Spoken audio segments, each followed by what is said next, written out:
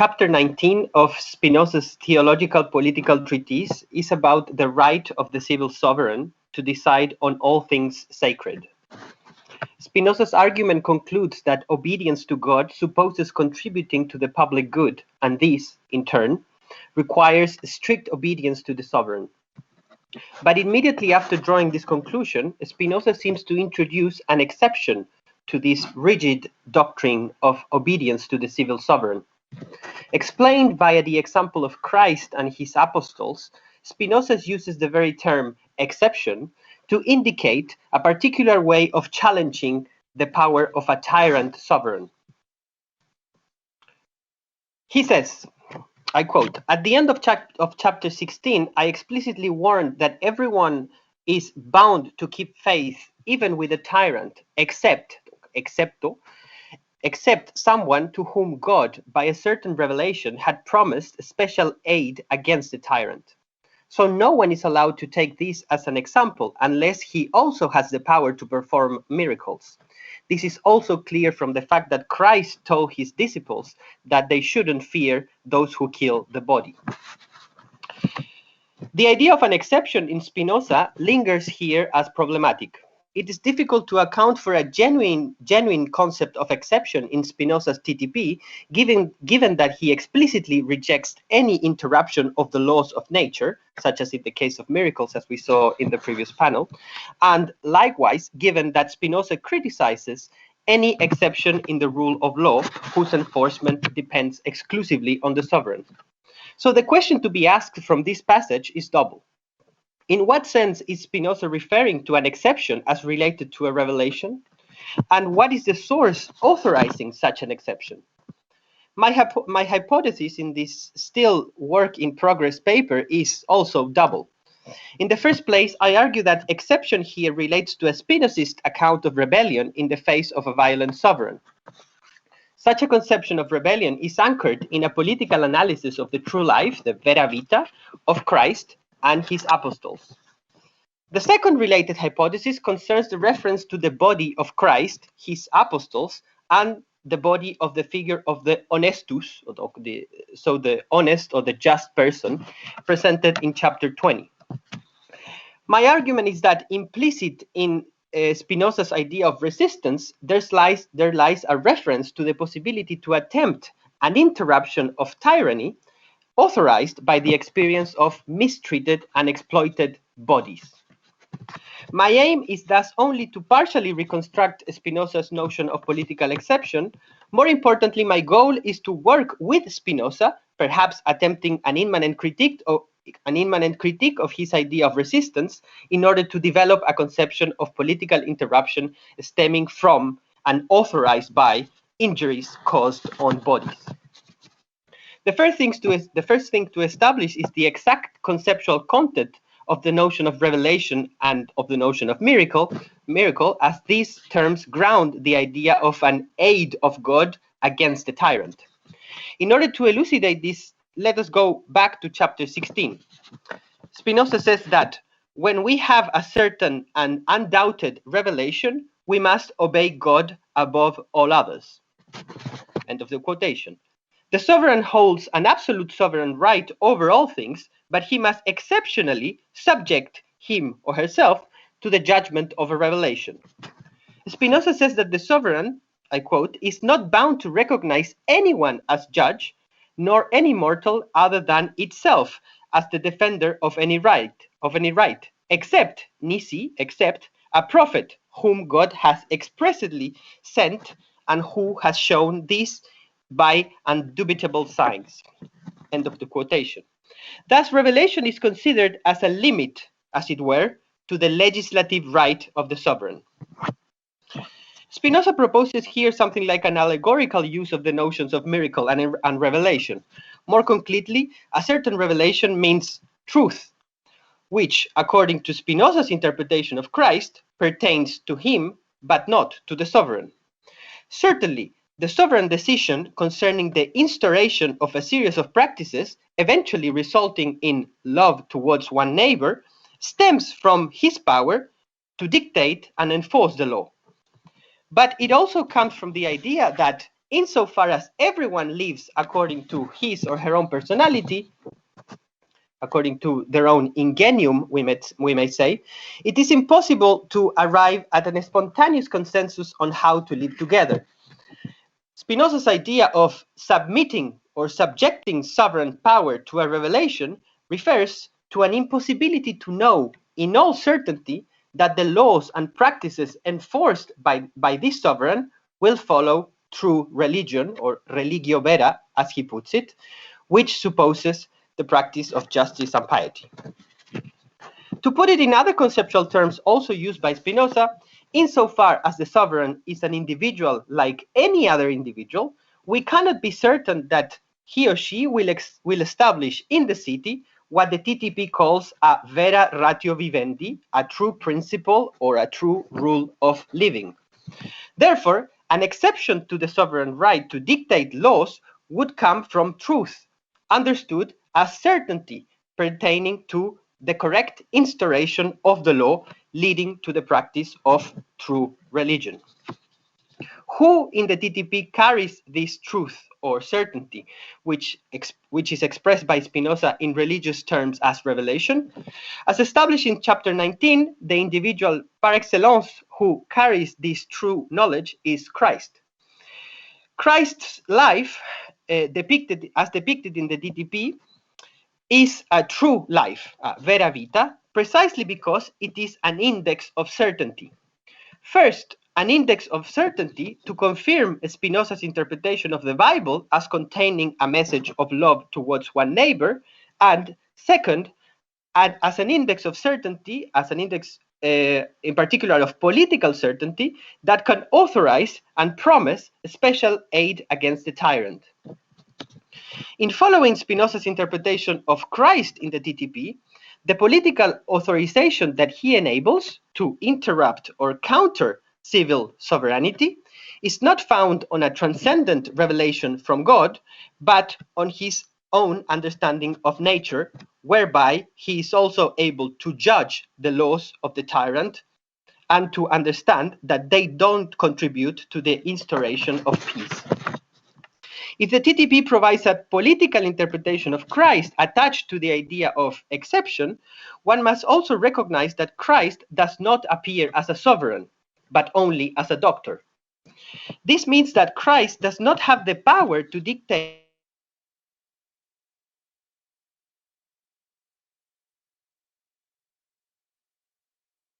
whose political relevance lies in that they preach the content of a true form of life.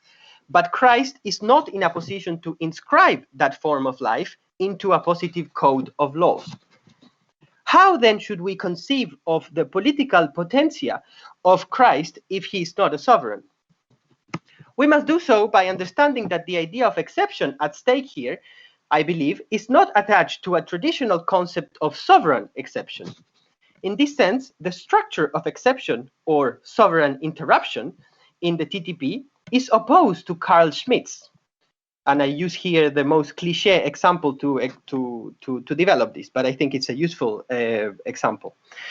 In explicitly following the structure of the miracle to explain exception, Schmitt established an analogy between a transcendent God able to suspend or break with the laws of nature. And it goes without saying that this is precisely the concept or the conception of miracle that miracles that Spinoza rejects.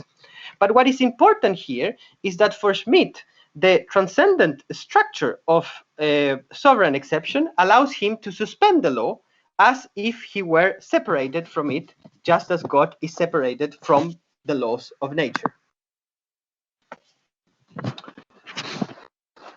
In Spinoza, sovereign interruption has a different structure. In the first place, as Christ is not a sovereign, the exception founded on revelation, or what comes down to the same truth, is extrinsic to the civil sovereign. Actually, the figure of exception rooted in the true life of Christ entails a counterpower.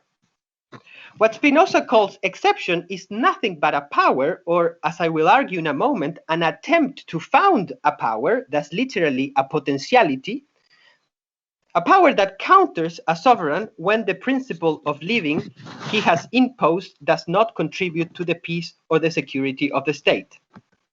In Spinoza, exception via revelation is not a sovereign suspension of the law in the manner of Schmidt, but an act of resistance anchored in certitude. But can we say that resistance as Christ-like revelation actually holds any power to eventually overthrow a tyrant or to interrupt his right to govern? Indeed, Christ is not a sovereign, and therefore his knowledge alone may not overthrow a tyrant. That is why, for Spinoza's conception of exception to have any force at all, one must discard the idea that the development of knowledge alone may constitute a counterpower that may fully secure oneself from the tyrant. Rather, the knowledge of Christ has to be always attached to a group of people who will contribute to establishing a counterpower. Certainly, the apostles fulfill this role, but their actions are related to the figure of the honest or the just person, of the honestus, in chapter 20. There is a shared ground between the honestus and the true life of Christ. Although the honest person does not have knowledge of the whole of nature, these two figures share the main principle of the divine law, the practice of love towards one neighbor. I don't have time to quote it, but at least this is what I interpret from Ethics 437, Scholium 1. Unlike Christ, the honestus certainty to interrupt the tyrant's tyrant's sovereignty does not come from a legislative or a moral ability to express truth in words. My hypothesis is that it is rather the experience of bodily martyrdom undergone by the honest or just person that becomes an index of certitude, allowing an exception in the obedience towards the sovereign. The destruction of the humanity of the honestus, for which Spinoza explicitly criticizes the tyrant in chapter 20, always anchored in the mistreatment of their bodies, transforms this figure in a model of resistance. So I suppose this has a lot to do with the previous paper as well. This resistance against the sovereign is described by Spinoza almost as a necessary consequence of the abuse against the honestus body by the dishonest tyrant. Thus, we're talking here about an interruption in sovereignty that is immanent to bodily relationships between individuals. Indeed, yesterday, Mogens Laerke pointed out that Spinoza's republicanism rested on the assumption that the sovereign will not act violently against the citizens. Otherwise, as he put it in the Q&A session, everything goes to shit. And in chapter 20, Spinoza seems to show that everything will actually go to shit unless there is a consensus on and a concrete achievement of a robust system for the protection of the materiality of the body. Otherwise, almost as a mathematical consequence, other bodies will rebel against the sovereign and will justly attempt to overthrow his power. However, I am not totally sure as to whether Spinoza fully developed this idea of sovereign interruption as anchored in bodily experience, beyond his acknowledgement of martyrdom. Thus, as a closing hypothetical claim, and very hypothetical, I would say even experimental, I propose we must seek to deploy all the political potential of this exception anchored in the body by studying it in light of another theory of political exception, namely in light of Walter Benjamin's idea of divine violence. In one of the most celebrated passages of his essay on critique of violence, Benjamin establishes the difference between what he calls mythical violence and divine violence. I quote a very short passage. If mythical violence is lawmaking, divine violence is law-destroying. If the former is bloody, the latter is lethal without spilling blood. I cut the middle of that passage towards the end of the essay. Benjamin's insistence on the relationship between this form of divine interruption of the law and its concrete realization in the general strike supposes that for him, what triggers the sovereign popular exception is the exploitation of the worker's body used as a means to an end. The suspension of the law is thus anchored in the exploited working body, which decides to expose itself in the strike by interrupting its own exploitation. Thus, while for Benjamin the general strike at stake in divine violence concerns a suspension of the conditions allowing for material bodily exploitation to take place, Spinoza's exception anchored in the body of the apostles or the honesti also supposes the triggering of a collective endeavor against the tyrannical enforcement of the law that mistreats individual bodies. In both cases, what turns rebellion into a certainty, or in other words, what I'm calling here, what produces here an authorization of exception, is not an external miracle-like interruption of the law by the sovereign, him or herself, but the attempt to finish with bodily exploitation. It is an instance of an immanent suspension of the conditions allowing for this exploitation to take place. If the limit experience of martyrdom is what triggers rebellion in the TTP, one should say that this form of exception can be expanded into what Benjamin terms at the very end of his essay, other eternal forms open to pure divine violence. I would argue that even in Spinoza's philosophy, this requirement to put an end to bodily exploitation comes before the very possibility of reaching consensus on any other matter relating to the constitution of a republic. It is actually a condition of possibility for the constitution of the republic. And the mistreatment and exploitation of bodies is neither a merely moral issue nor an open call for violent rebellion, but actually an index of certainty that the Commonwealth will not hold and that sovereignty will be interrupted. Thanks.